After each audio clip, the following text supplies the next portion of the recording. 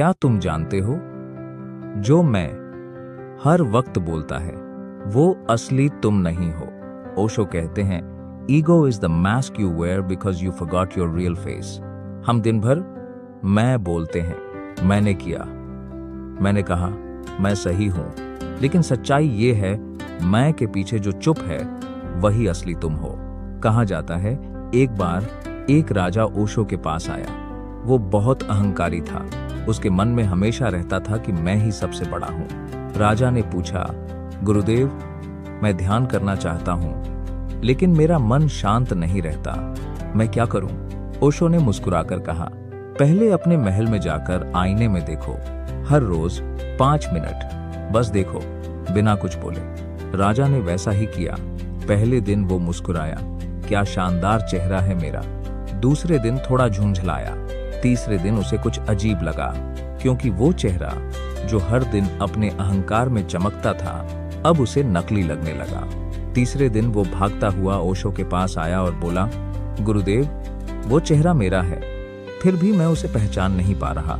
ओशो ने कहा, अब तुम सही रास्ते पर हो। जो चेहरा आईने में दिख रहा है वो तुम्हारा शरीर है, जो अंदर से देख रहा है वो साक्षी, वही असली तुम हो। ओशो कहते हैं, ego is your created identity, not your real being. Ego तुम्हारा दुश्मन नहीं है, वो बस तुम्हें यह दिखाता है कि तुम अब भी खुद से दूर हो। जब कोई तुम्हें इंसल्ट करता है और तुम्हें चोट लगती है, तो याद रखना, चोट तुम्हें नहीं लगी, चोट ईगो को लगी है। जिस दिन तुम्हें फर्क पड़ना बंद हो जाएगा, तुम जान जाओगे कि तुम असली मैं को पा चुके हो। ईगो वही दीवार है जो तुम्हारे और सच्चाई के बीच खड़ी है। तुम सोचते हो, लोग मुझे कैसे देखते हैं, पर सच्चाई ये है, ईगो दूसरों की नजरों में जीती है।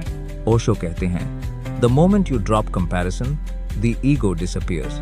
जब तुम किसी से अपनी तुलना करना बंद करते हो, तो तुम अपने आप से जुड़ जाते हो, और यही कनेक्शन तुम्हारे अंदर शांति, समझ और आत्मविश्वास लाता है। ईगो को मारो मत, बस उसे देखो, क्योंकि देखने से ही ट्रांसफॉर्मेशन शुरू होता है। ईगो को पहचानना ही सेल्फ रियलाइजेशन की शुरुआत है, और वही शुरुआत सक्सेस, रिलेशनशिप, पीस हर जगह असर करती है। अगर तुम भी अपनी असली पहचान पाना चाहते हो, तो आज एक बार आईने में देखो और खुद से पूछो, मैं कौन हूं? कमेंट में लिखो, मैं असली खुद को देखने की कोशिश कर रहा हूं। और ऐसे ही गहराई भरे ओशो थॉट्स को आसान शब्दों में समझने के लिए फॉलो करो। यहाँ सिर्फ सुनाई नहीं, जागरण होता है।